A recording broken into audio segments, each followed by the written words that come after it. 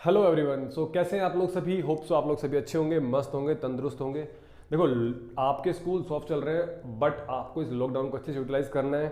सो आपके लिए मैं सेट्स 11th क्लास की आईआईटी जेई की सारी लेक्चर्स में यहाँ पे लाने वाला हूँ। और आप लोग अपने प्लीज़ जितने भी आपके फ्रेंड्स हैं सभी के पास भेजिए ये वीडियो, ताकि स्टार्टिंग से प्रिपरेशन अगर किसी को करनी है, मैं प्रीवियस ईयर क्वेश्चन भी करवाऊंगा। जैसे आपको दिख रहा है ये 2020 जेई मेंस। यस, ये लास्ट ईयर आपका जेई मेंस में क्वेश्चन आया हुआ है। अगर आपने मेरे स्टार्टिंग के 2 लेक्चर अच्छे देखे हैं, बिल्कुल अच्छे से देखे हैं विद फुल कॉन्सेप्ट, तो आपको यहाँ पर कोई भी दिक्कत नहीं आने वाली है। ठीक है, तो हम सारे क्वेश्चंस करेंगे, प्रीवियस ईयर क्वेश्चंस, काफ़ी क्वेश्चन करने वाले हैं, तो don't worry about that. Practice भी काफ़ी करेंगे, क्वेश्चंस भी करेंगे, कॉन्सेप्ट्स भी करेंगे, सब चीज़ें कवर करेंगे, रिवीजन भी करेंगे। ठीक है, तो welcome to Infero classes all of you again. Okay, so हम स्टार्ट करते हैं सेट्स हम स्टार्ट कर किया था और हम लेक्चर 2 ऑलरेडी कवर कर चुके हैं। अगर आपको नहीं पता तो प्लीज़ इनफेरो क्लासेस के प्ले लिस्ट में जाइएगा, वहाँ पर आपको सारे लेक्चर्स मिल जाएंगे। ठीक है, this is your lecture number 3 and this is your question number 2020 JEE mains.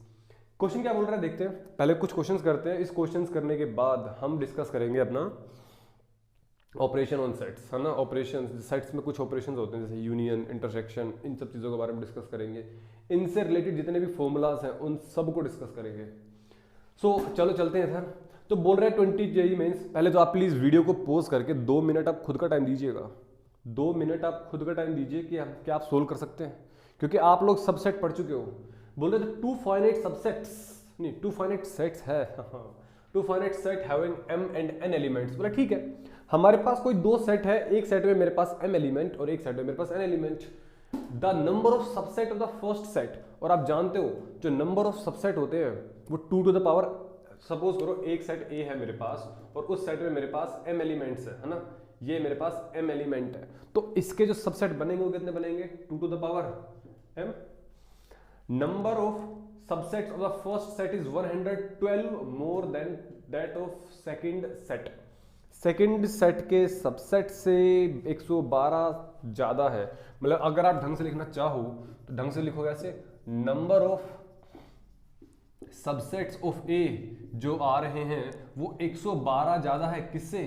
Number of subset of B, number of subset of B. लेकिन आप कॉम्पिटिटिव एग्जाम की तैयारी कर रहे हो तो आपको सब लिखने की जरूरत होना है, आप डायरेक्ट लिखोगे क्या? नंबर ऑफ सबसेट ऑफ ए, और ए सेट में कितने एलिमेंट है मेरे पास? m, है ना। ए सेट में कितने एलिमेंट है? m, तो 2 टू द पावर m हो जाएगा। और ये number of subset of b है, ये 2 टू द पावर n हो जाएगा, और ये 2 टू द पावर n इधर क्या बन जाएगा? नेगेटिव में। तो -2 to the power n is equal to में 112। आपके पास एक इक्वेशन है, ठीक है, और आपको क्या फाइंड करना है? The value of m dot n, मतलब m और n की मल्टीप्लीकेशन।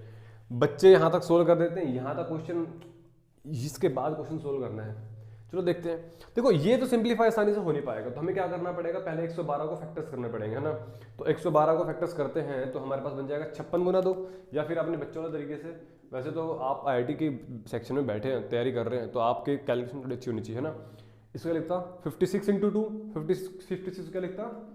56 इंटू 2, इसको क्या लिखूंगा? 7 इंटू 8, है ना। 7 8 जा, तो 7 इंटू 8, 8 मतलब 2 टू द पावर 3, तो 2 टू द पावर 3 इंटू में 2, तो ये क्या बन गया? 7 इंटू 2 टू द पावर 4। तो मैं इसको लिखूंगा 2 to the power m, 2 to the power n into 2 to the power n into 2 to the power 4 into में 7। यस, समझ पा रहे हो कैसे ब्रेक किया? और अगर समझ में नहीं आया तो ऐसे कर लो ना, 2 56, 2 से करो फिर 28 आया, 2 से किया 14 आया, 2 से किया 7 आया, तो कितना है? 1 2 3 4, 2 to the power 4 into 7। Yes, 2 to the power 4 into 7। तो आपने 112 को ब्रेक कर लिया। मतलब अब क्या किया जाए? देखो यहाँ पे सिर्फ 2 टू द पावर में है ना, तो आपको कुछ ऐसा सोचना पड़ेगा, आपको कुछ ऐसा सोचना पड़ेगा कि हमारे पास ये भी 2 की पावर में कन्वर्ट हो जाए। मतलब ये तो मेरे पास 2 टू द पावर क्यूब -1 होता है, ये तो मेरे पास 2 टू द पावर क्यूब -1 होता है। 2 टू द पावर क्यूब कितना होता है? 8, 8 में से बन गया 7। बोला यस। तो यहाँ पर मेरे पास एक काम करते हैं, मैं यहाँ पर भी 2 टू द पावर n, मुझे 1 बनाना है ना, मुझे यहाँ पर भी 1 बनाना है ताकि मैं इजीली चीज़ों को कंपेयर कर सकूँ। तो बोला यहाँ से 2 टू द पावर n की पावर को कॉमन निकाल लीजिए, 2 to the power n coefficient, पूरा का पूरा टर्म, अब ध्यान सुनेंगे, प्लीज ध्यान से देखिएगा, क्योंकि अभी आप 10th से जस्ट 11th में हुए हैं और मैं मानता हूं कि आपकी कैलकुलेशन अच्छी है, बट थोड़ा सा ध्यान से। अगर मैं इस पर्टिकुलर टर्म में से 2 to the power n common निकालता हूं, 2 to the power n common निकालता हूं, तो यहां पे क्या बन जाएगा 2 to the power m upon 2 to the power n और माइनस का 1, क्योंकि ये तो बाहर चला गया, ये वाली टर्म तो बाहर चली गई और इसके नीचे आ जाएगा डिवाइड में। एक काम करो, क्रॉस चेक करो, आप इसको इससे मल्टीप्लाई करो, 2 to the power m 2 to the power n into में 2 to the power m upon 2 to the power n, cut गया, ये कट गया, माइनस जब इसको इससे मल्टीप्लाई करोगे तो ये आने वाला है, जब इसको इससे मल्टीप्लाई करोगे तो ये आने वाला है। बोला यस। तो आपने जब इसको सिंप्लीफाई किया, जब आपने इसको सिंप्लीफाई किया तो क्या बना, बोला आपके पास जो बना वो क्या बनेगा, जस्ट हाँ रोटेट हो गया आराम से, 2 to the power n common निकल के आ चुका है, तो क्या मैं कह दूं 2 to the power m upon 2 to the power n, अगर ये पावर ऊपर जाएगी तो ये हमारे पास कुछ ऐसा बन जाएगा 2 to the power m into 2 to the power minus n। मैं अभी ये मान के चल रहा हूं कि आपका बेस बिल्कुल जीरो है, अदरवाइज मैं 2 स्टेप में कर देता। तो 2 टू द पावर n है जो ये ऊपर जाएगा, है ना, ये जो 2 टू द पावर n ऊपर जाएगा तो हमारे पास पावर नेगेटिव हो जाती है। जैसे आपने देखा होगा 1/2, अगर इसको मैं ऊपर ले जाऊंगा तो 2 टू द पावर -1 हो जाता है ना, पावर हमारे पास यहाँ पे जो 1 थी वो 2 टू द पावर 1 प्लस में ये ऊपर जाके नेगेटिव हो जाएगा। सेम यहाँ पर करना है, यहाँ पे 2 टू द पावर n है, ये जब ऊपर जाएगा तो 2 की पावर -n बन जाएगा, बोला यस, और यहाँ पे -1 बना हुआ है is equal to 2 to the power 4 into 2 to the power 3 -1। क्या मैं कह दूं कि यहाँ पे बेस सेम है तो पावर ऐड हो जाती है, 2 और 2 बेस सेम है तो पावर ऐड हो जाती है। एग्जाम्पल के तौर पे अगर आपको बोल दूं कि x square into x cube, तो आप क्या बोलोगे, सर x हमारे पास बेस है, पावर हमारे पास 2 और 3 है, तो हमारे पास ये ऐड हो जाएंगी, जैसे 2 + 3 जो पावर्स है वो ऐड हो जाती है। सिमिलरली यहाँ पे बेस सेम है 2, तो पावर दोनों ऐड हो जाएंगे, देखो m और प्लस करेंगे यहाँ पे -n हो जाएगा, है ना, और ये -1। अब यहाँ पे प्लस माइनस माइनस बन जाता है, हम प्लस कर रहे हैं इन दोनों को, बट यहाँ पे माइनस है तो प्लस माइनस माइनस बन जाएगा और हमारे पास ये इक्वेशन निकल कर आ जाएगी, और 2 टू द पावर 4 इंटू में 2 to the power cube minus में 1। अब जरा ध्यान से देखो, जब इस चीज को मैं कंपेयर करूंगा इससे, तो यहाँ से n की वैल्यू कितनी आ रही है, 2 to the power n 2 to the power 4, तो n की वैल्यू कितनी होगी मेरे पास 4। और जरा बताना 2 की पावर यहाँ पे कितनी है m-n, यहाँ पे 2 की पावर कितनी है 3, तो मतलब m-n को किसके इक्वल होना पड़ेगा, 3 के इक्वल, है ना। यहाँ पे ये जो पावर है इन दोनों को इक्वल होना पड़ेगा ना, क्योंकि दोनों इक्वेशंस इक्वल हैं, बोले यस। तो यहाँ पे n की वैल्यू अगर 4 पुट कर दूं तो m-4 इज इक्वल टू 3, तो m इज इक्वल टू 7, तो m निकल कर आ गया 7 और n निकल कर आ गया 4। हमसे पूछा क्या था m dot n, m dot मतलब m मल्टीप्लाई बाई n, तो m मल्टीप्लाई n 7 4 जा 28, 7 4 जा 28, हमारे पास क्या आ गया, आंसर आ गया। देखो क्वेश्चन में कुछ नहीं था, मेन क्या चीज क्या थी, calculation part is a little bit okay, but equation तो बड़ा सिंपल था ना। आप जानते हो नंबर ऑफ सबसेट्स निकालना, आप जानते हो, अरे कितनी बार पढ़ाया जी, नंबर ऑफ सबसेट्स तो हमने कितनी बार पढ़ा कि नंबर ऑफ सबसेट का फॉर्मूला 2 की पावर m 2 की पावर m 2 की पावर m। तो हमारे पास यहाँ पे क्या बन जाएगा, ये दिस वन। यहाँ से फिर हमने क्या किया, अपने पावर्स को थोड़ा सा सिंप्लीफाई किया और यहाँ से हमने n और m की वैल्यू निकाल ली। जैसे ही n और m निकला, हमसे क्या पूछा था, m multiply by n, that is 7 and 4। Got it, yes और नो, यस और, अरे हाँ है ना, क्वेश्चन सिंपल था, तो डरने की जरूरत नहीं है। This is your first question of JEE mains जो हमने यहाँ पे सोल्व किया है। अब इसके बाद हम बहुत सारे क्वेश्चंस करने वाले हैं, काफ़ी प्रीवियस ईयर क्वेश्चंस करेंगे, लेकिन पहले एक बार हमारे चैप्टर का बेसिक कॉन्सेप्ट जो है वो कंप्लीट हो जाए, है ना। जैसे ही बेसिक चैप्टर्स कॉन्सेप्ट क्लियर हो जाएंगे उसके बाद हम चीज़ें करेंगे। सो हम नेक्स्ट चलते हैं नेक्स्ट क्वेश्चन पर, दैट इज दिस वन। पहले तब तक वीडियो को पॉज करें और नोट डाउन करें, वीडियो को पॉज करो और नोट डाउन करो, तब तक मैं ऊपर वाला क्वेश्चन मिटा देता हूँ।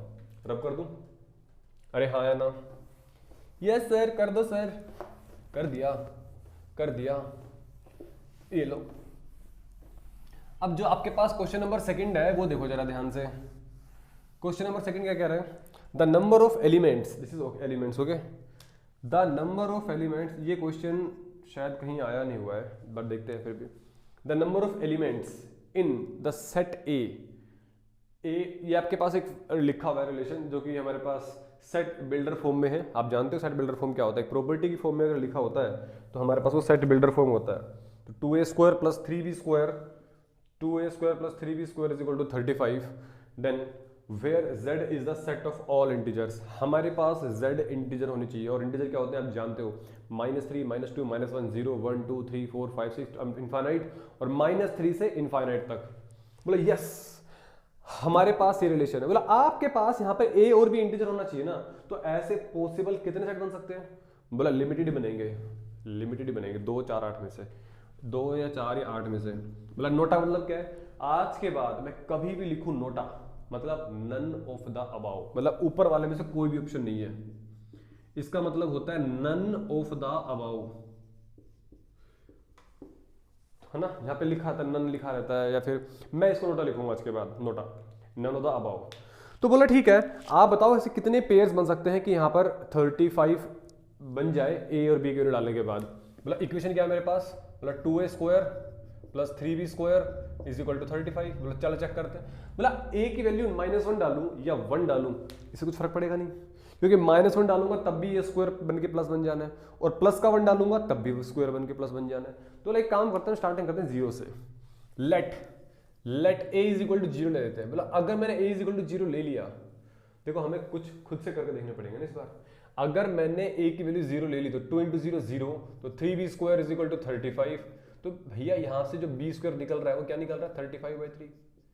ये तो डेसिमल में आ गया ना, और डेसिमल में आ गया मतलब ये तो इंटीजर है नहीं, मतलब ये तो इंटीजर है नहीं। और अगर ये इंटीजर नहीं है तो मैं इसको काउंट नहीं करने वाला, मैं इसको काउंट नहीं करूंगा। मतलब a is equal to 0 case को छोड़ दो, आगे चलते हैं, आगे चलते हैं। अगर मैंने a इज इक्वल टू 1 ले लिया, चलो देखते हैं, डालना भाई a is equal to 1, a² मतलब 1 का स्क्वायर, 1 × 2 2 है ना, 2 plus 3b² is equal to 35, 3b² 33, तो b² इज इक्वल टू 11। ओहो हो, आ रही है वैल्यूज, आ रही है ना, 3 1 जा 3 1 जा। बोला यस, हमारे पास जैसे मैंने a वैल्यू डाली तो मेरे पास वैल्यूज निकल कर आ रही है, और वो सिंप्लीफाई भी हो रही है। अच्छी बात क्या है, सिंप्लीफाई हो रही है। मतलब जैसे सिंप्लीफाई करेंगे तो देखना, तो b की वैल्यू क्या मैं कह दूं 11 बन सकती है, +-11 +-11। मतलब थोड़ा ध्यान से करते हैं भाई। मतलब ये हुआ इस चीज का, अगर a की वैल्यू 1 ली तो b में कितना मिल रहा है 11। दाग देखो, नहीं क्या कर रहे हैं हम, 11 का रूट मिल रहा है, सॉरी 11 का रूट मिल रहा है। ओहो, ये तो मेरे पास again it is an fraction decimal, again it is an decimal because 11 is not the perfect square. बोला इसको भी छोड़ दो, काट दिया जाए, इसको काट दिया जाए। बोला a इज इक्वल टू 2 लेके देखो, अगर a इज इक्वल टू 2 लूंगा, आपको एक ध्यान रखना है इसमें, जरा करते ही जाना है। बोला 6 से बड़ी तो ले नहीं सकते, क्योंकि अगर 6 से बड़ी वैल्यू ली, अगर 6 से बड़ी वैल्यू ली तो 6 का स्क्वायर 36, और 36 को किससे मल्टीप्लाई करोगे तो 35 से बड़ा बन जाएगा। मतलब 6 तो लेना नहीं है, 2 लेके देखो, 2 अगर लिया तो 2 दूनी 4, 2 दूनी 4, 4 दूनी 8। बोला यस, तो 8 + 3b² इज इक्वल टू 35। तो बोला 3b² इज इक्वल टू 35 - 8 27, तो बोला b² इज इक्वल टू 27/3, मतलब 9 बन गया। मतलब 9 बन गया। मतलब क्या है सिंप्लीफाई हो, ओहो हो यस, +-3, मतलब a की वैल्यू अगर 2 डालते हैं तो 8 बन जाएगा वो, और b की वैल्यू 3 डालते हैं तो 3 × 9 = 27, 27 × 35। यस, तो मेरे पास कितने पॉसिबल ऑर्डर्ड पेयर्स बनेंगे देख लेते हैं यहाँ पे। पहला ऑर्डर्ड पेयर, क्या मैं कह दूं a की वैल्यू 2 डालो तो b की वैल्यू 3 मिलेगी।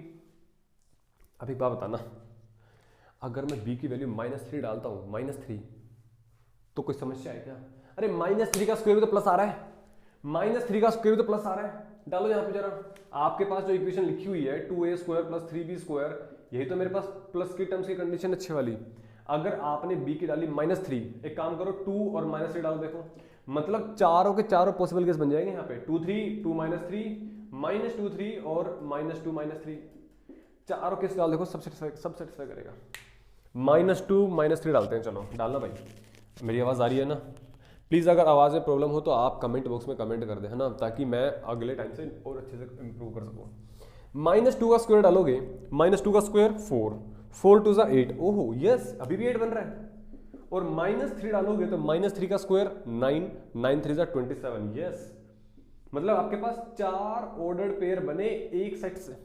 2 और 3 हमने चेक करना शुरू किया और इससे हमारे पास 4 ऑर्डर्ड पेयर्स बने, 4 ऑर्डर्ड पेयर बने। मतलब यस, अगर ये 4 ऑर्डर्ड पेयर बन गए तो हमारे मतलब कि ये तो खत्म हो गया, पहला ऑप्शन तो कट हो गया ना। आगे चलते हैं, अभी क्वेश्चन खत्म थोड़ा हुआ है, आगे चलते हैं। मतलब अच्छा एक बात बताना जरा, अगर a की वैल्यू 3 डालता हूँ, क्योंकि हम 2 तक आ चुके हैं, हम 2 तक आ चुके हैं, इसकी वैल्यू 3 डालेंगे, ऐसे ही करना पड़ेगा।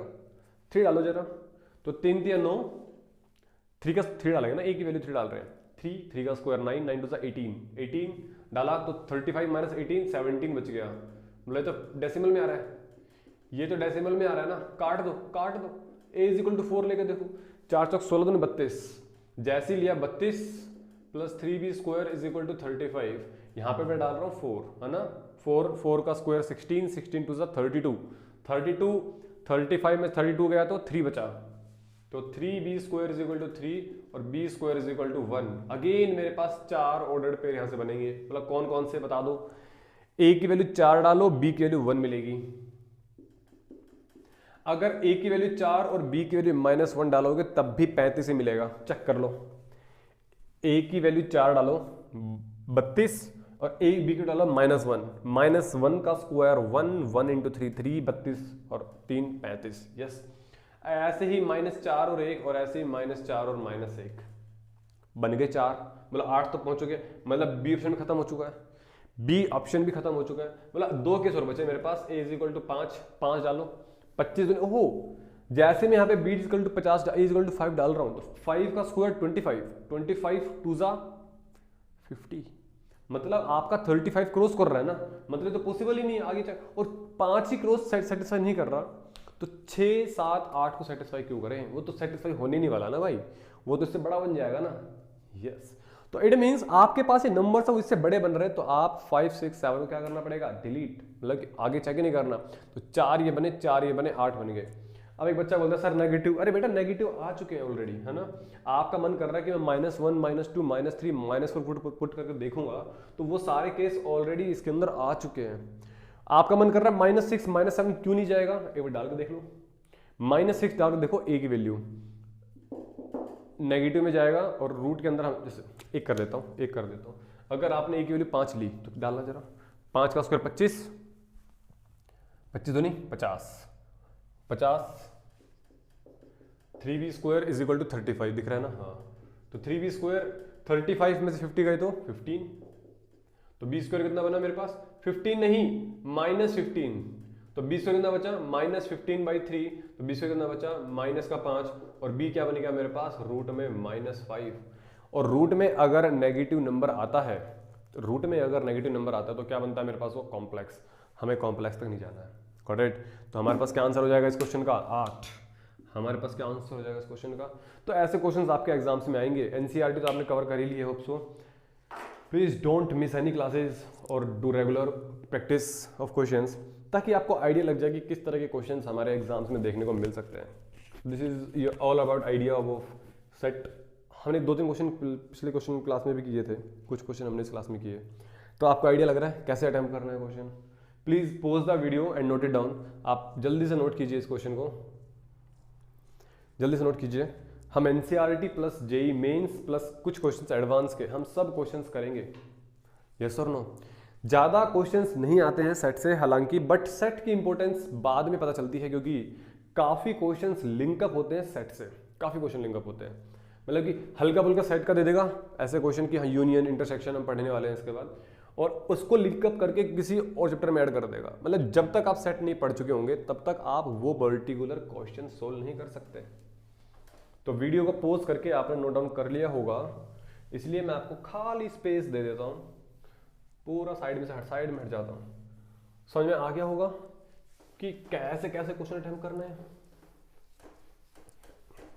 तो अब हम बात करते हैं अपने कुछ ऑपरेशंस के बारे में। तो लिखेंगे नेक्स्ट हेडिंग आप सम operations on sets.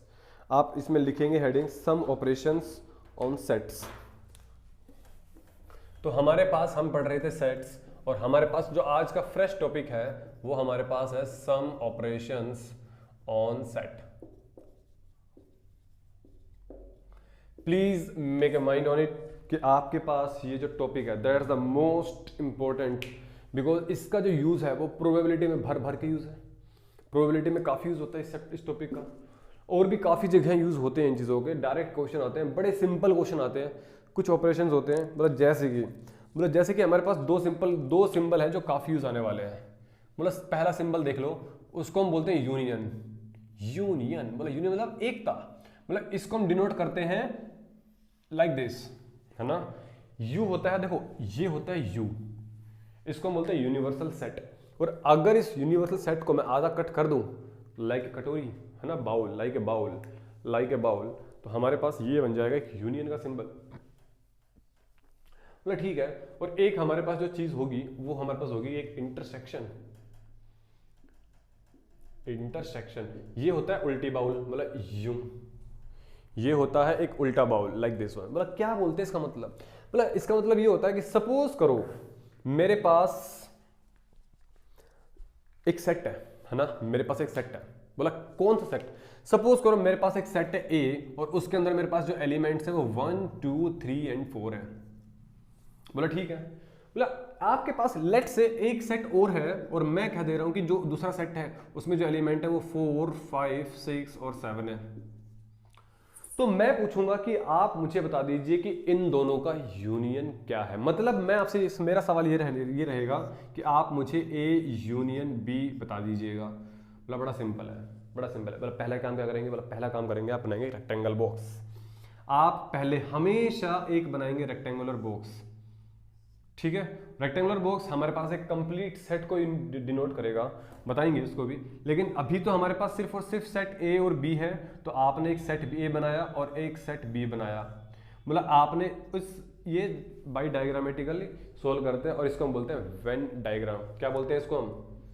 Venn diagram. मतलब ठीक है। तो आपके पास ये देखो जरा, सेट ए में और बी में कौन कौन से एलिमेंट है वो कॉमन है। कॉमन मतलब जो, देखो अब देखो मैंने ऐसे क्यों बनाया पता है? मैंने जानबूझ के बनाया, क्योंकि ये जो पोर्शन दिख रहा है आपको, ये जो पोर्शन दिख रहा है, क्या मैं कह दूं ये पोर्शन एक ऐसा पोर्शन है जो ए में भी है, बी में भी है।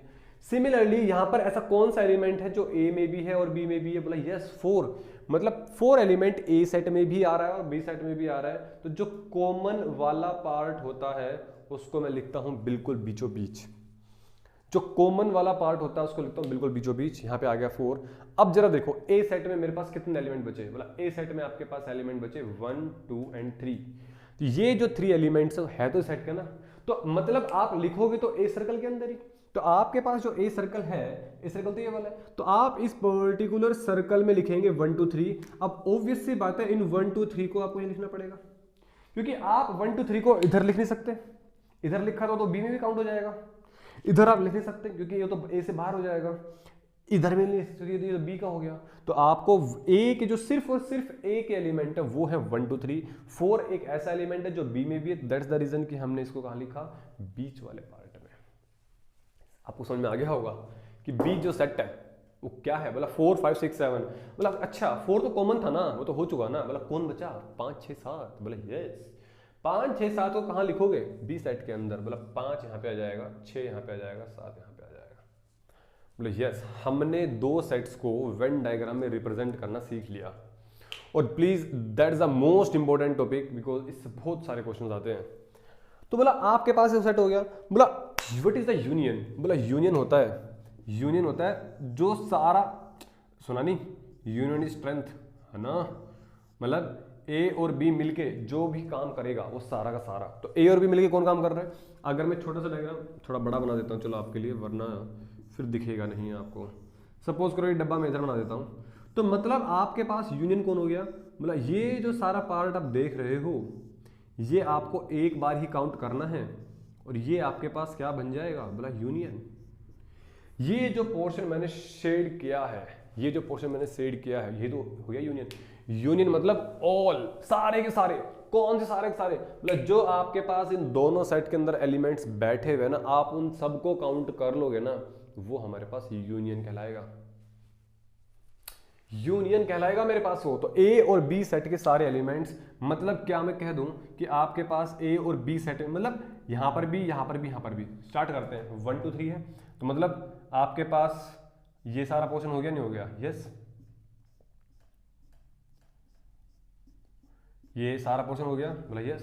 तो यहाँ पे कौन कौन से एलिमेंट हो गए? 1 2 3। तो आप इनको लिखेंगे यहाँ पर 1 2 3 4 भी तो आएगा, क्योंकि 4, अब 4 दो बार नहीं लिखेंगे, है ना। आप जानते हो कि सेट में एलिमेंट को एक बार लिखा जाएगा, क्लास 1 की पहली डेफिनेशन की पहली लाइन 4 आएगा एक बार, फिर 5 और 6 को और 7 को लिख दोगे। Yes, that is my union of A and B. आप इसको लिखना सीख लीजिए, इसके बाद थोड़ा स्पीड पकड़ेंगे हम धीरे धीरे। तो आपको वेन डायग्राम में चीजों को रिप्रेजेंट करना आ गया है। बोला अच्छा, ए सेट में मेरे पास 4 एलिमेंट थे, बी में मेरे पास 4 एलिमेंट थे, इन दोनों में सपोज 4 कॉमन आ रहा है, तो इसका यूनियन क्या हो जाएगा? इसका यूनियन हो जाएगा 1 2 3 4 5 6 7। यस, तो अब मैं बात करता हूं इंटरसेक्शन। तो यूनियन में एक बात समझ में आ गई, यूनियन मतलब ऑल एलिमेंट्स, है ना, ऑल एलिमेंट्स आ जाएंगे यूनियन के अंदर। बोला इंटरसेक्शन, बोला इंटरसेक्शन मतलब होता है कॉमन पार्ट। इसका मतलब क्या होता है? Common part. मतलब कॉमन पार्ट वो तो अभी बनाया हमने, कॉमन पार्ट तो मैंने अभी बनाया, और जरा मैं इन सेट को दोबारा से अगर बनाने की कोशिश करूं आप लोगों के लिए, तो 1 2 3 4 5 6 7। अच्छा एक बात बताना, समझ में आया? कॉमन पार्ट ए और बी में जो कॉमन पार्ट आ रहा है वही तो होगा, और ए और बी में कॉमन पार्ट मेरे पास सिर्फ और सिर्फ यही तो आ रहा है, मतलब 4। यस, सिर्फ और सिर्फ जो आपका एलिमेंट है केवल और केवल 4, वही मेरे पास कौन होगा? 4। That is a intersection B. मतलब अगर मैं आपसे ए इंटरसेक्शन बी पूछता तो आपके पास वो क्या बन जाता? Only and only element number 4। Only and only element number 4 is the intersection of A and B. समझ में आया?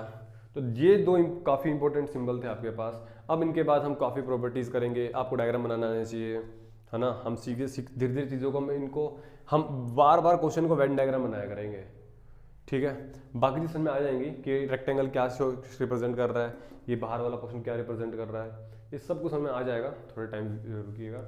तो प्लीज वीडियो को पॉज करके नोट डाउन कीजिएगा, what are the intersection and union, that is the most important.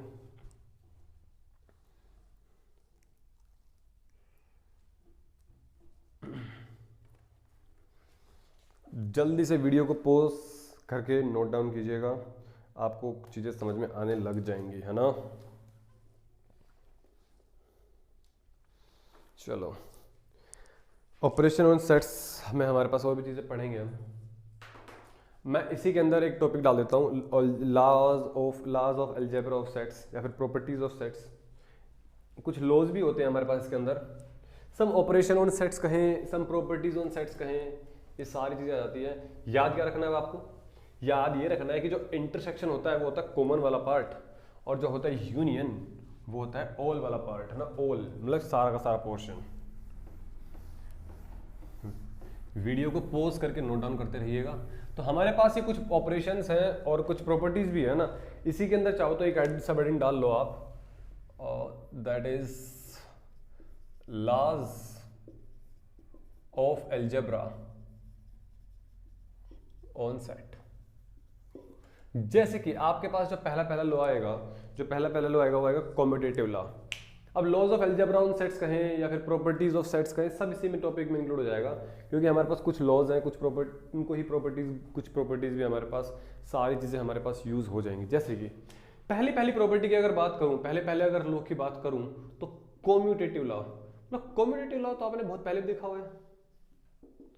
Commutative law की अगर बात करें तो आप क्लास 8 से पढ़ते आ रहे हो ना भाई, क्लास 8 से पढ़ते आ रहे हो, बोला यस। तो क्या कहता है, आपने देखा होगा एडिशन लॉ, एडिशन में कॉम्यूटेटिव लॉ देखा था, a + b = b + a।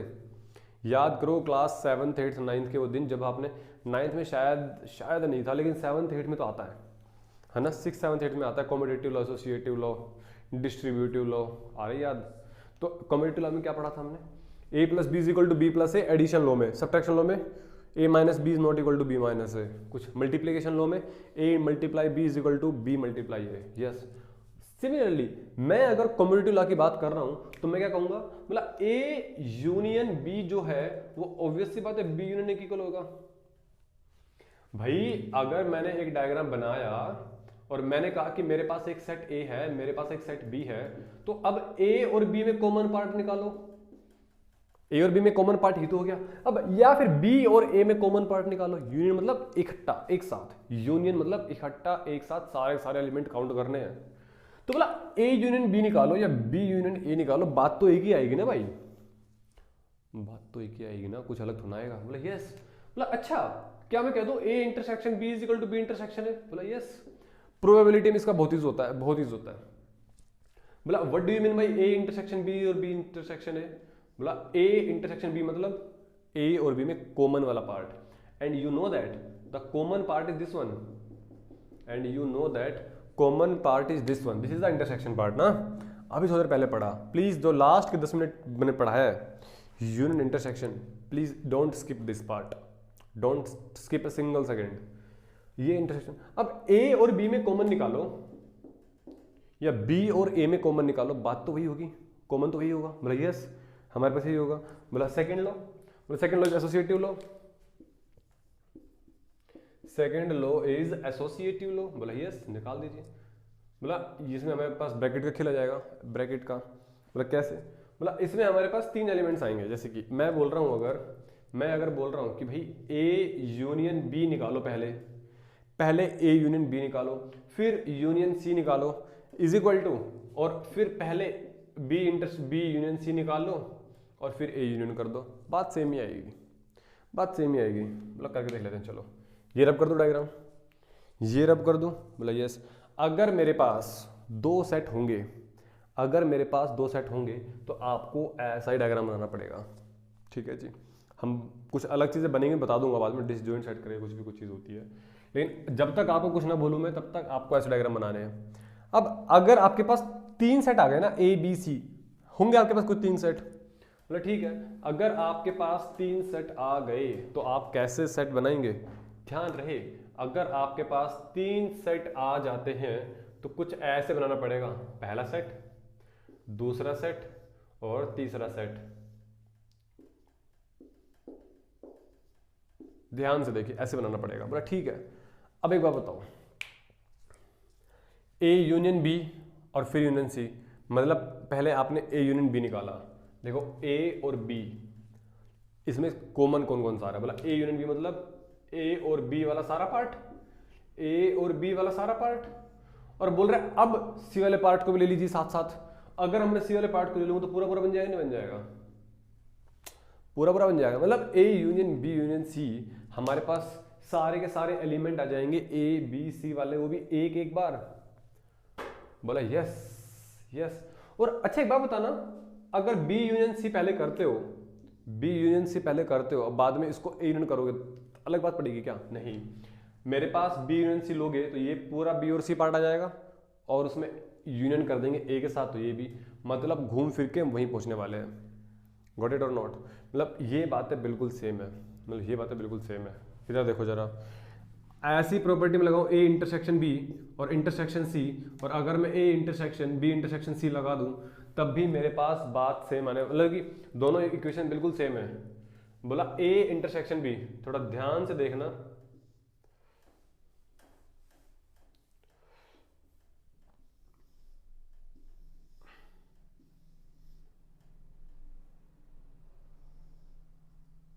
थोड़ा ध्यान से देखना भाई,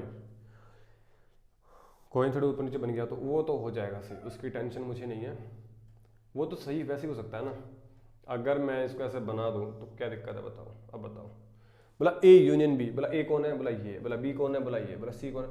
बोला पहले तो निकालो आप ए और बी में कॉमन वाला part, this is intersection, this is intersection. बोला ए और बी में कॉमन वाला पार्ट, तो ए ये रहा, बी ये रहा। थोड़ा ध्यान से आ जाओ, है ना, प्लीज थोड़ा फोकस करो। जूम भी कर सकता हूँ क्या मैं इस चीज़ को? नहीं, zoom I don't think so. Please थोड़ा ध्यान से देखिए, ए में और बी में कॉमन वाला जो पार्ट आएगा, भाई ये तो कॉमन पार्ट आएगा, वो छोटा सा पार्ट सी का भी इंक्लूड हो जाएगा। अब बोल रहा है आपने ए और बी में इंक्लूड पार्ट, कॉमन पार्ट आ गया, अब आपको वो पार्ट चाहिए जो ए में भी कॉमन हो, बी में भी कॉमन तो था ही, अब सी में भी कॉमन होना चाहिए। मतलब आपको ये जो बाहर वाला पोर्शन है इसको रब करना पड़ेगा। अगर आप ध्यान से देखेंगे तो सिर्फ और सिर्फ आपके पास एक प्लीज अपने नोटबुक में बनाइएगा, आपके पास सिर्फ और सिर्फ एक छोटा सा पोर्शन दिखेगा जो तीनों में कॉमन आ रहा है। This is called A intersection B intersection C. इस चीज को हम ये बोलेंगे, दिस वाला, ये जो रीजन है ना वो रीजन ये वाला, ए में भी बी में भी और सी में भी कॉमन आ रहा है। एक ऐसा पोर्शन जो तीनों में कॉमन आ रहा है, A B C, that is this one, that is this one. और इधर करना, बी और सी में पहले कॉमन निकालो, पहले ब्रैकेट सोल्व कर देना according to BODMAS rule. अगर बी और सी में कॉमन निकालोगे तो ये दोनों पार्ट आ जाएंगे, दिख रहे दोनों पार्ट, ये छोटे छोटे, एक तो ब्लैक शेड वाला और एक ये वाला, ये दोनों भर जाएंगे।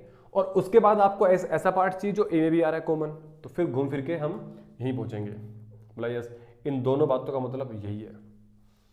ये प्रॉपर्टीज बड़ी काम की हैं, इनसे काफी कुछ सीखोगे आप, ये प्रॉपर्टीज काफी काम की है। तो A intersection B intersection C आपके पास क्या दे देगा, this one portion, got it. तो please note it down, video को पॉज करें, नोट डाउन करें। ये प्रॉपर्टीज डायग्राम हर एक चीज आपकी नोटबुक में अच्छे से होनी चाहिए।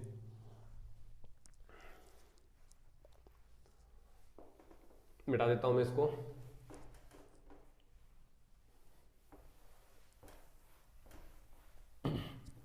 वीडियो को पॉज करके नोट डाउन किया कीजिए, ठीक है।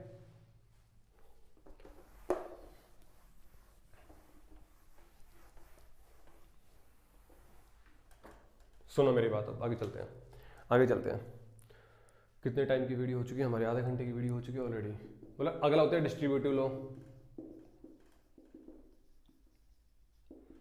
डिस्ट्रीब्यूटिव लॉ क्या कहता है, मतलब अगर आपके पास ए यूनियन और बी इंटरसेक्शन सी है, पहले यूनियन लगा हुआ है फिर इंटरसेक्शन, मतलब आप इसे सिंप्लीफाई कर सकते हो। जैसे करते नहीं आप 5 × 6 + 7 ऐसा करके नहीं कुछ होता है, तो आप क्या करते हो, 5 को पहले 6 से गुना करते हो, फिर 5 को 7 से गुना करते हो, है ना। कुछ ऐसे कॉन्सेप्ट है। यहाँ पे यूनियन है, यहाँ पे बी है, यहाँ पे इंटरसेक्शन है, तो आप क्या करोगे, मतलब पहले तो ए को करो बी से, लेकिन यहाँ पे क्या आ जाएगा, बीच में यूनियन आ जाएगा ना, प्लस नहीं, हाँ प्लस, फिर प्लस क्यों आएगा यहाँ पे, फिर आ जाएगा इंटरसेक्शन, फिर इंटरसेक्शन, जैसे यहाँ पे प्लस आता है, अब यहाँ पे क्या आ जाएगा मेरे पास, इंटरसेक्शन। अब ए को किससे करोगे, सी से, जब ए को सी से करोगे बीच में क्या आएगा, यूनियन।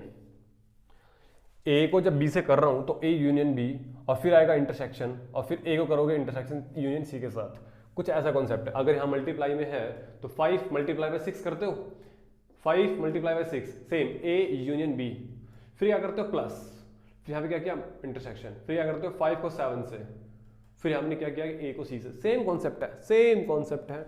उल्टा भी कर सकते हो आप, अगर सपोज करो कुछ ऐसा लिखा होता तो A intersection B union C, तो पहले ए और बी को करते, तो ए इंटरसेक्शन बी और फिर आएगा यूनियन और फिर ए इंटरसेक्शन सी, समझ पा रहे हो। डायग्राम प्लॉट हो जाएंगे, कोई बड़ा इशू नहीं है। मैं कोई सा भी एक प्लॉट करवा लो जो आपका मन करे, इसको प्लॉट कर देते हैं, ठीक है, नीचे लिखा हुआ है ये, किसी एक को प्लॉट कर देते हैं, दूसरा अपने आप प्लॉट कर दोगे आप। बोला 3 सेट है, तो बोला पहले तो आप 3 सेट बना लीजिए, बोला एक बन गया, दूसरा बन गया, तीसरा बन गया, इसको आप खुद से प्लॉट कर लेना भाई, ठीक है ना। या तो इसको सोल्व कर लो, इसको सोल्व कर लो, जो आपका मन करे उसको सोल्व कर लो। किसको, दोनों कर देते हैं, इधर का भी कर देते हैं, इधर का भी कर देते हैं, ठीक है। उधर देखो, बोला बी यूनियन सी, बोला बी यूनियन सी कौन है, बोला ए ये रहा, बी ये रहा और सी ये रहा। प्लीज ये निकालना सीख लो, बड़ा काम का। मैं कोई भी क्वेश्चन को इक्वेशन से सोल्व नहीं करूंगा बाद में, सारे के सारे क्वेश्चंस मैं डायग्राम में सोल्व करने वाला हूं, तो प्लीज ये बड़े इंपॉर्टेंट चीजें हैं। बोला बी यूनियन सी, बोला बी और सी का सारा पार्ट, बोला यस, तो बी और सी का सारा पार्ट जो आएगा निकल कर वही तो आएगा, बी और सी का सारा पार्ट है ना, यूनियन है ना। बोला अब वो पार्ट चाहिए आपको जो इसमें और इसमें कॉमन है। ए पार्ट कौन सा है, ए पार्ट है मेरे पास ये वाला भी है, ठीक है ना भाई, ये वाला पार्ट दिख रहा है, मैं यहाँ पे डॉट लगा रहा हूं, मैं यहाँ पे भी, क्योंकि ए तो पूरा का पूरा सर्कल है ना, ए पार्ट तो पूरा का पूरा सर्कल है ना। तो बोला यस, तो आपको क्या चाहिए, आपको चाहिए ए वाला पार्ट और ये जो शेड कर रखा है इस वाले पार्ट में कॉमन वाला रीजन। तो कॉमन तो मेरे पास सिर्फ यही तो आया, ये एक बार काउंट हुआ, ये एक बार काउंट हुआ, ये 2 बार काउंट हुआ। बोला यस, तो जब इसको सिंप्लीफाई करोगे तो आपके पास ये हट जाएगा, क्योंकि आपको चाहिए कॉमन वाला पोर्शन। और अगर यहां पे दिक्कत आ रही तो यहां कर देता हूं, यहां पे कर देता हूं, ये लो, सिर्फ ये वाला पोर्शन, ये वाला पोर्शन और ये वाला पोर्शन, यही जो पोर्शन है जिसकी मैं बात करना चाह रहा हूं, ये वो पोर्शन है जो ये पार्ट दे रहा है। ये जो लिखा हुआ है वो दे रहा है। मतलब ये कौन सा पार्ट है? मतलब बी यूनियन सी में से और ए में से जो कॉमन आ रहा है वो पोर्शन है ये। यस, आप चाहो तो इसको बना सकते हो ए इंटरसेक्शन बी, पहले ए और बी का इंटरसेक्शन निकालो। मैं इसको सिंप्लीफाई करना, देखो ये सिंप्लीफाई करना सीख गए, डायग्राम बनाने सारे के सारे, इसको सिंप्लीफाई करना सीखो। वीडियो को पॉज करके नोट डाउन कर लो। मैं इसको डायग्राम बना देता हूं, इसका डायग्राम बना रहा हूं, ठीक है, इसका डायग्राम यहां बना रहा हूं। तो बोला आपके पास एक सेट ए है, एक सेट बी है, एक सेट सी है, तो ए बी और ये सी, बोला ए इंटरसेक्शन बी, मतलब ए और बी में कॉमन पार्ट, ए और बी में कॉमन पार्ट तो यही है, ए और बी में कॉमन पार्ट तो यही है, ए और बी का इंटरसेक्शन, बोला ए और सी का इंटरसेक्शन, मतलब ए और सी का कॉमन पार्ट, ए और सी का कॉमन पार्ट तो यही है, बोला इन दोनों का यूनियन। ये पोर्शन आया, ये पोर्शन आया, यूनियन मतलब जो इन सब पोर्शन में आ रहा है उन सबको इकट्ठा ले लीजिए। तो सबको इकट्ठा ले लिया, शेड कर रखा पहले से, ये और ये सेम बात ही तो बनी, ये दोनों सेम डायग्राम ही तो बने। बोला यस, बस सिमिलरली आप इसका बना डायग्राम बना सकते हो। पहले इसको बनाओ, पहले ब्रैकेट के, पहले बोर्ड मास रूल के अकॉर्डिंग ब्रैकेट सोल्व करते हैं, उसके बाद हम इसकी बात करेंगे, फिर इन दोनों में जो यूनियन आएगा वो पार्ट लेंगे, ठीक है। तो ये हो जाएगा distributive law. Please note it down, इसके ऊपर डिस्कशन बाद में क्वेश्चंस पे करेंगे हम। फटाफट नोट कीजिएगा कि कैसे हम, अभी तो मैं चल रहा हूं इक्वेशन से डायग्राम पर, बाद में डायग्राम से इक्वेशंस पर आऊंगा, ठीक है, बाद में डायग्राम से इक्वेशन पर। Please pause the video and note it, video को पॉज करें, नोट डाउन करें। मतलब ठीक है, आपके पास ये चीजें आ गई समझ में। मतलब अगली प्रॉपर्टी कौन सी होगी मेरे पास? De Morgan's law, so much important, too much. Please make a 5 star on it. De Morgan's law बड़ा सिंपल सा लॉ कहता है आपके पास, ये बड़ा सिंपल सा लॉ कहता है। उससे पहले कुछ बातें सीख लेते हैं हम, इससे पहले कुछ बातें सीख लो। भाई एक बात बताओ, आपने क्लास 10th प्रोबेबिलिटी में एक बात पढ़ी है, probability of happening plus probability of not happening is equal to 1, है ना। P A plus P A bar is equal to 1, पढ़ा नहीं पढ़ा आपने ऐसा कुछ? यस, आपने पढ़ा है। इसको हम क्या बोलते हैं? कॉम्प्लीमेंट, है ना, कॉम्प्लीमेंट। या फिर आपने देखा होगा, इसको हम ऐसे भी डिनोट कर सकते हैं, P A plus P A dash is equal to 1। ये दोनों बातें मतलब सेम है, कॉम्प्लीमेंट है दोनों, ठीक है, मतलब ओके। तो मतलब ठीक है, आप दोनों बातें सेम है। मतलब कहना क्या चाहते हो? मतलब अगर मैं आपको एक बात बोलूं कि अगर मेरे पास ये ए है, एलिमेंट सेट है, तो अगर मैं बात करूं ए की, मुझे ए को रिप्रेजेंट करना है तो आप इसको रिप्रेजेंट कर दो, और अगर मुझे ए डैश को रिप्रेजेंट करना है तो if I want to represent A dash या फिर ए बार या फिर ए कॉम्प्लीमेंट, मतलब ए को छोड़ के सारा, ए को छोड़ के सारा, बोला यस आप इसको रिप्रेजेंट कर देंगे, तो this is your A complement. बोला अच्छा चलो एक बात और कर लेते हैं।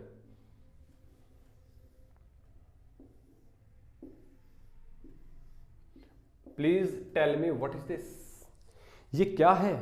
आप कहोगे सर ये तो यूनियन है, अभी अभी आपने पढ़ाया ए यूनियन बी। अरे हाँ, अरे हाँ ना, यस ए यूनियन बी है।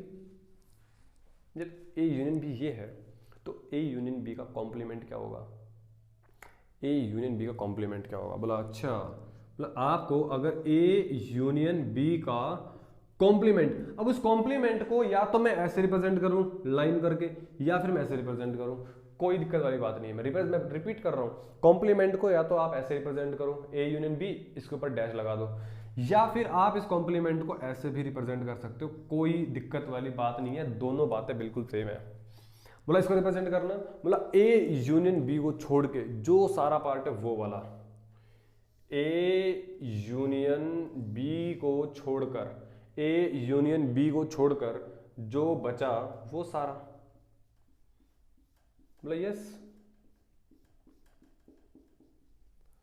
ये सारा पार्ट तो हो गया ए यूनियन बी का उल्टा, है ना। मतलब आपको इनको छोड़ना, और आप जानते हो कि आपके पास जो रेक्टेंगल सेट है ना वो रिप्रेजेंट करता है 1 को, मतलब हमेशा 1 कहीं का मतलब ये पूरा का पूरा, ये और ये मिलके हमें 1 मिलता है। जैसे आप जानते हो इस यही कॉन्सेप्ट है हमारे पास, P A plus P A bar is equal to 1। अब मेरे पास क्या बन चुका है एक्चुअली? अब मेरे पास बन चुका है पी ए, वैसे तो मैं नंबर ऑफ एलिमेंट्स की बात कर रहा हूँ, अभी प्रोबेबिलिटी की बात नहीं कर रहा हूँ, नंबर ऑफ एलिमेंट मतलब आपके पास कुछ एलिमेंट सेट ए में है, कुछ एलिमेंट सेट बी में है, तो उसकी बात कर रहा हूँ। तो बोला number of elements in A union B plus number of element in A union B का bar should be equal to 1। तो क्या मैं कह सकता हूँ कि आपके पास जो number of element in A union B का बार आ रहा है वो किसके इक्वल आ रहा है? 1 में से माइनस कर दीजिए, एक तो प्रोबेबिलिटी लिखने की आदत पड़ रही है, 1 माइनस कर दीजिए एन ए यूनियन बी को। मतलब ये जो आपके पास है, ये जो आपके पास कंप्लीट रेक्टेंगल सेट है, इसको मैं बोलूंगा 1। ये पूरा का पूरा डब्बा 1 में से मैं माइनस कर दूंगा इस पार्ट को, तो ये तो बचेगा।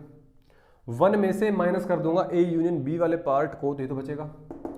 यस, आप एक चीज रिप्रेजेंट करना सीख लो। ये मेरे पास ए यूनियन बी, ये ए यूनियन बी का कॉम्प्लीमेंट का डायग्राम, और इसको मैं ऐसे भी लिख सकता हूँ। ठीक है, तो प्लीज पहले तो आप इसको लिखिएगा साइड में, है ना, इसको साइड में करके पहले बात नोट करो, नोट इट डाउन। जैसी चीजें नोट हो जाती है, अब मैं बात करता हूँ डी मॉर्गन्स लॉ की। मतलब क्या कहता है डी मॉर्गन लॉ? मतलब बड़ी प्यारी बात कहता है कि अगर आपके पास ए यूनियन बी का कॉम्प्लीमेंट है, अगर आपके पास ए यूनियन बी का कॉम्प्लीमेंट है, तो बोला आप इसको एक तरीके से लिख सकते हो। पता कैसे? सुनो, वो कहता है ए का कॉम्प्लीमेंट कर दो, बी का कॉम्प्लीमेंट कर दो, और यूनियन था ना, इसका कर दो इंटरसेक्शन। उल्टा उल्टा उल्टा उल्टा उल्टा, यूनियन था ना, इंटरसेक्शन कर दो। This is D Morgan's law. बोला एक और है, बोला उल्टा हो जाएगा ना। अगर मेरे पास ए इंटरसेक्शन बी वाला पार्ट हुआ, अगर मेरे पास ए इंटरसेक्शन बी वाला पार्ट हुआ, तो उसको कैसे रिप्रेजेंट करोगे? बोला ए के ऊपर अलग कर दो, बी के ऊपर अलग कर दो, इंटरसेक्शन था ना, यूनियन कर दो, बातें सेम बनेगी। अब सुनो मेरी बात, इसका डायग्राम कौन है? इसका डायग्राम ही तो है। This is the diagram of A union B का कॉम्प्लीमेंट। मैं इसकी बात कर रहा हूं, फर्स्ट इक्वेशन की बात कर रहा हूं, लेकिन वो तो आगे वाले पार्ट का डायग्राम है। जरा पीछे वाले पार्ट का डायग्राम और बना दो, जरा पीछे वाले पार्ट का डायग्राम और बना दो। अब मेरी बात सुनो, डायग्राम बन गया, ये क्वेश्चन लिखिए। अब सुनो कि हम इसका डायग्राम कैसे बनाएंगे, ए बार और कॉम्प्लीमेंट। तो ए बार इंटरसेक्शन बी बार का डायग्राम बनाना है। बोला मतलब क्या चाहिए आपको? बोला आपको वो पार्ट चाहिए जो ए बार बी बार, उन दोनों में जो कॉमन पार्ट आएगा, वो बीच में कौन बैठा हुआ है? इंटरसेक्शन। बोला यस। तो मतलब आपके पास ए बार कौन सा होगा? देखो पहले आप बनाओ ए सेट, फिर बनाओ बी सेट। चाहो तो आप स्टेप वाइज स्टेप चल सकते हो, समझने के लिए आसान पड़ेगा। पहली बार कर रहे हो तो आसानी से एक काम करो, हम स्टेप बाय स्टेप ही चल लेते हैं। जल्दबाजी हम नहीं करेंगे, और जैसे ही इनमें पहुंच जाएंगे फिर हम लास्ट में अपने कंक्लूजन में पहुंचेंगे।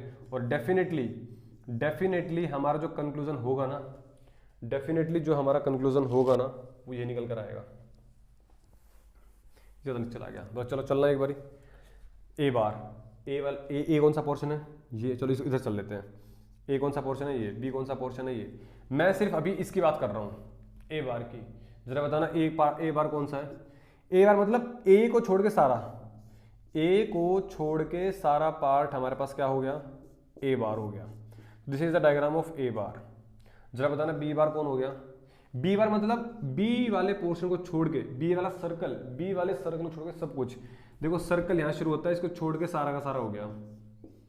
बी वाले सर्कल को छोड़ के सारा का सारा जो पोर्शन हो गया इस रेक्टेंगल डब्बे में, वो सारा का सारा पोर्शन। बीच में क्या लिखा हुआ है? इंटरसेक्शन लिखा हुआ है ना भाई। जरा बताना ए बार और बी बार में जो कॉमन पार्ट आ रहा है, वो कौन सा पार्ट कॉमन है? जरा बताना प्लीज टेल मी। ये मतलब कि कॉमन पार्ट वो होता है जो 2 बार काउंट होता है, जो दोनों में काउंट हो ना भाई, दोनों में। यहाँ पे जैसे देखो ये जो पोर्शन है, यहाँ पे सिर्फ अगर मैं इस डायग्राम को इसके ऊपर ओवरलैप कर दूं, तो आपके पास ये पोर्शन तो एक बार काउंट हो रहा है, इसको तो कॉमन नहीं आ रहा, ये इसमें आ रहा है, नहीं इसमें नहीं आ रहा बट इसमें आ रहा है। ये पोर्शन तो किसी में नहीं आ रहा, बीच वाला तो। ये पोर्शन इसमें आ रहा है बट इसमें नहीं आ रहा। लेकिन ये पोर्शन देखो, जो बाहर वाला पोर्शन है, ये पोर्शन मेरे पास इसमें भी आ रहा है और इसमें भी आ रहा है। बोले यस, मतलब जो आपके पास ए बार और बी बार का इंटरसेक्शन बनने वाला है, वो कौन सा बनेगा? इन दोनों के बाहर वाला पोर्शन। कुछ चीजों को बैलेंस अंडरस्टैंड कर पा रहे हो क्या है? तो इसलिए आपके पास क्या बनी बात? इसलिए आपके पास ये बात बनी कि दैट्स कि ए यूनियन बी का complement should be equal to A bar intersection B bar. अब आपको मैंने काफ़ी डायग्राम बना दिए हैं, प्लीज़ पहले तो आप इस प्रॉपर्टी को लिख कर ये डायग्राम बनाइएगा, है ना, क्योंकि ये बेसिक फीलिंग देंगे। जैसे आपके पास फीलिंग मिल जाएगी, देखो फीलिंग्स एक चीज़ की नहीं होती फीलिंग।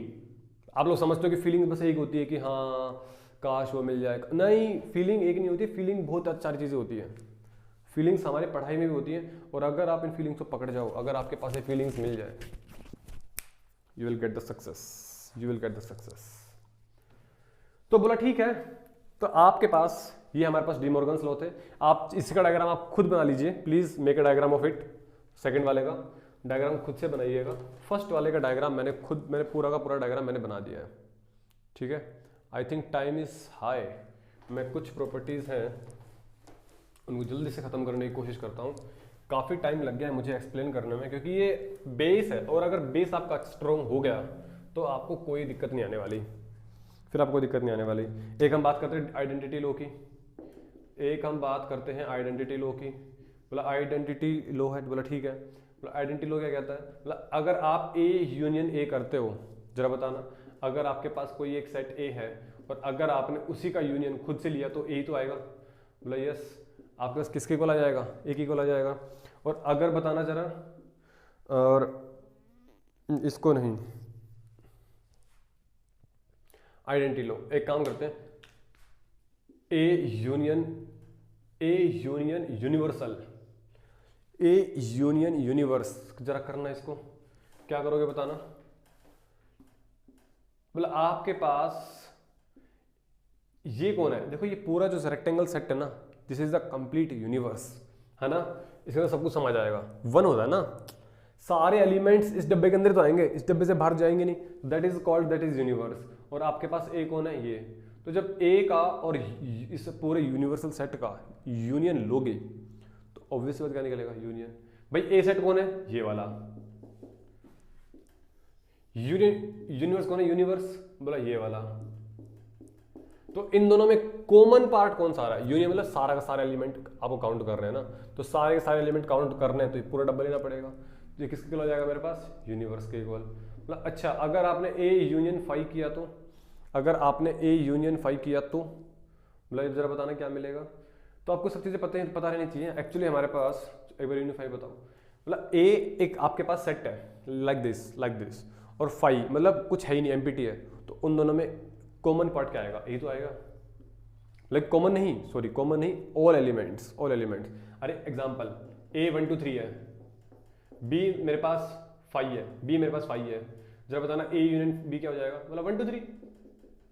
तो वही तो बोल रहा हूँ, क्या किसके इक्वल हो गया मेरे पास? ए के इक्वल हो गया ना, सिंपल है ये। एक्चुअली ये हमारे पास, और एक मैं बात करता हूँ ए इंटरसेक्शन यूनियन, ये हमारे पास आइडेंटिटी लॉ है। बाकी दोनों मैंने आपको बेसिक नॉलेज के लिए बता दिया।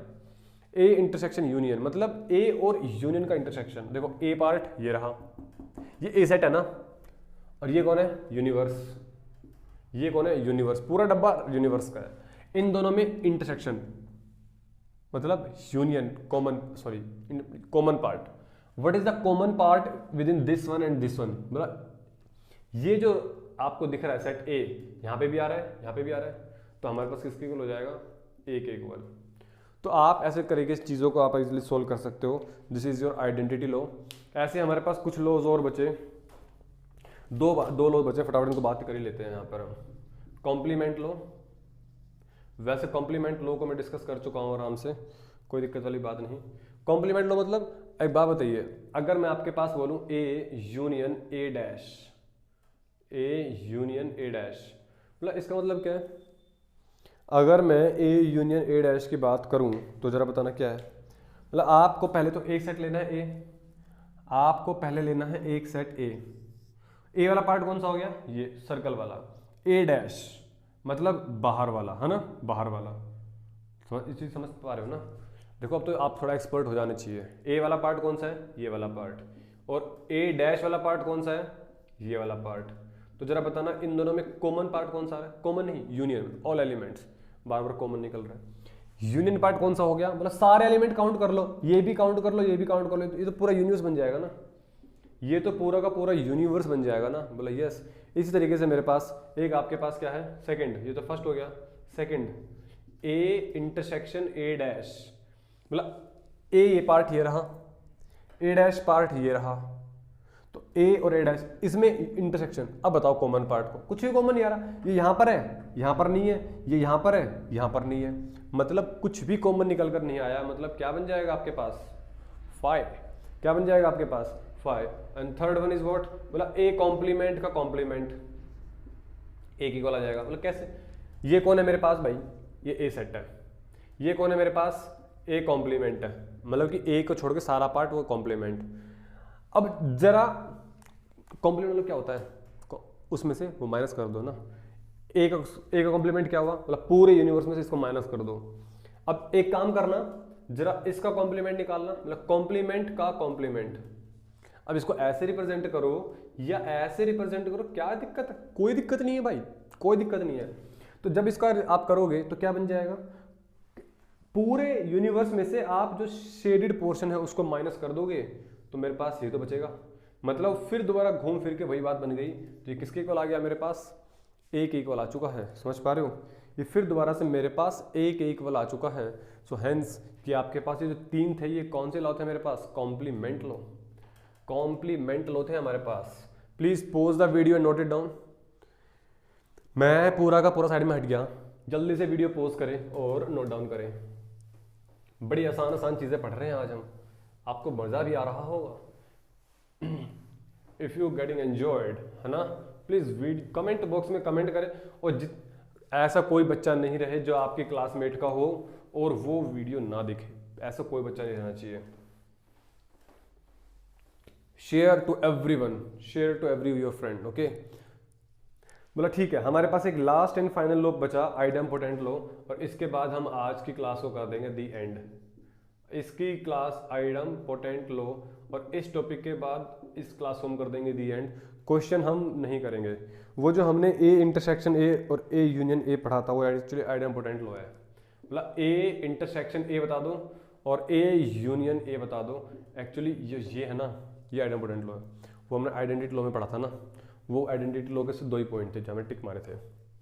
तो बताना जरा आइडेम्पोटेंट लॉ कौन से, मतलब आइडेम्पोटेंट लॉ हम इनको बोलते हैं। आप मुझे बता दो ए इंटरसेक्शन ए और ए यूनियन ए क्या मिलेगा। मतलब एक बात बताओ, अगर आपके पास एक सेट ए है, ये सेट सपोज करो मेरे पास ए है, तो ए और ए, एक काम करो ना, जब भी दिक्कत हो तो 2 सेट बना दिया करो। अभी आप स्टार्टर हो तो दिक्कत नहीं आनी चाहिए, मतलब दूसरे ए बना दिया, ए बना दिया, दोनों में कॉमन पार्ट, मतलब कॉमन पार्ट वो होगा जो दोनों में कॉमन आए। सिंपल सी बात है, तो पता है लेकिन जहां पर डबल टाइम शेड हो रहा है पोर्शन, देखो यहाँ पे डबल टाइम शेड पोर्शन हो रहा है, तो मतलब ए ही क्यों ले जाएगा ना। अरे भाई ए सेट में एलिमेंट 1 2 3, ए सेट में एलिमेंट 1 2 3, तो दोनों में कॉमन 1 2 3, वही तो बात बोल रहा हूँ, ए क्यों ले जाएगा। ए यूनियन ए, मतलब ए सेट ये रहा, ए सेट ये रहा, मतलब सारे एलिमेंट्स काउंट कर लो ए जो दोनों सेट में हो, तो ए तो आ जाएंगे। एग्जाम्पल ले लो ना यार, 1 2 3 है तो दूसरा सेट भी ए हो गया मेरे पास, ऑब्वियस सी बात है, 1 2 3 लेना पड़ेगा, तो ए नहीं सकते। इन दोनों में कॉमन क्या रहा है 1 2 3, तो ए बन जाएगा। इन दोनों का सारे पार्ट ले लो, बोला 1 2 3, बोला 1 2 3 आ जाएगा, बोला यस। तो A intersection A union A किसके इक्वल हो जाएगा मेरे पास, ए के इक्वल आ जाएगा आपके पास, ठीक है। आप चलो ठीक है, आपको ये क्वेश्चन दे दूं क्या मैं, टाइम कितना हो चुका है, टाइम हमारे पास ख़त्म ही हो चुका है। तो हमने आज काफ़ी क्वेश्चंस किए, आपको अब एक काम करना है, मैं आपको एक क्वेश्चन दे रहा हूँ और आपको ये बताना पड़ेगा कि इस क्वेश्चन का जो आंसर आएगा वो कौन सा आएगा। तो पहले आप इस वीडियो को पॉज करें, नोट डाउन करें, ठीक है।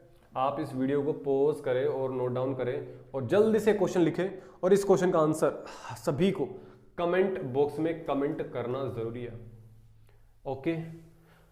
होप सो आपको आज की क्लास समझ में आई होगी, और अगर आपको आज की क्लास समझ में नहीं आई तो प्लीज़ आप सेट चैप्टर को पढ़ना छोड़ सकते हैं, क्योंकि सेट चैप्टर आगे कुछ काम का ही नहीं बचेगा अगर आपने ये चीज़ नहीं समझी। तो मैं आपके सामने कुछ क्वेश्चन ऑप्शन लिख रहा हूँ,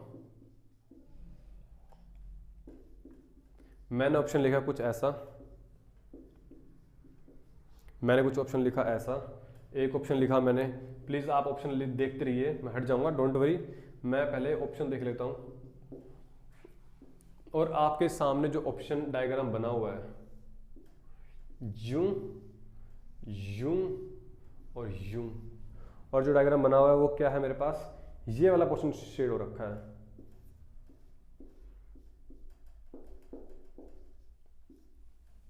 आपको ये बताना है कि ये जो डायग्राम है वो कौन सी इक्वेशन का लिखा हुआ है, ठीक है।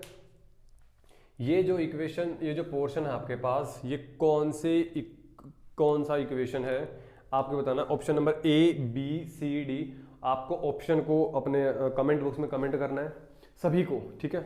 सो कल की क्लास हम फिर कंटिन्यू करेंगे बाद में with some beautiful questions of previous year JEE mains and advance. So hope so आपको वीडियो पसंद आई होगी, समझ में आ रहा होगा सब कुछ, यस और no. Don't forget to subscribe and share the channel that is Infero classes for you. अगर आपको कोई भी प्रॉब्लम आती है तो you can contact with me, you can message in the comment box. So मिलते हैं नेक्स्ट क्लास में, तब तक के लिए take care, bye bye, have a good day.